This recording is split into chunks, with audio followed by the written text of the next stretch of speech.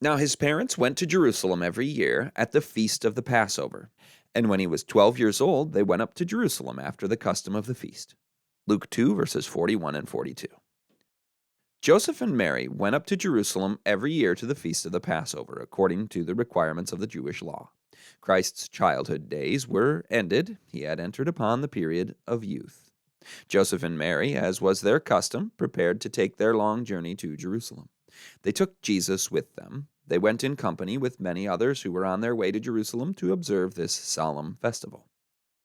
It is impossible for human minds to understand the meditations of the Son of God as he looked with interest upon the temple for the first time, as he walked in its courts, and his eye discerned the work of the ministering priest, the altar with its bleeding victim, the holy incense arising to God, and the mysteries of the Holy of Holies behind the veil, and comprehend the reality which these ceremonies prefigured. What thoughts were awakened within his breast we cannot conjecture. Christ himself was the key to unlock all these sacred mysteries, which were indefinitely understood by Joseph and Mary. These were all instituted to represent Christ and were fulfilled in his death.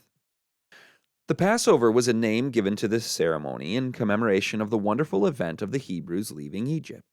The night they left Egypt, the destroying angel entered every house and slew the firstborn of the king upon his throne, down to the firstborn of the lowest slave. The Lord gave special direction to the Hebrews for each family to slay a lamb and sprinkle the blood upon their doorposts, that when the destroying angel should go forth upon his errand of death, the blood upon the post of the door should be to them a sign that those who were within the house were the worshippers of the true God. The angel of death passed over the houses thus designated. Upon that eventful night, the Hebrews were directed to be prepared for their journey.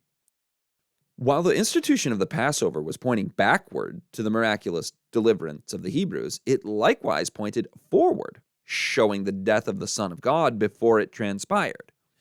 In the last Passover our Lord observed with his disciples, he instituted the Lord's Supper in place of the Passover, to be observed in memory of his death.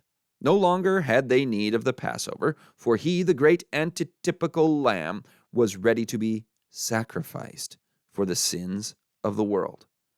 Type met antitype in the death of Christ.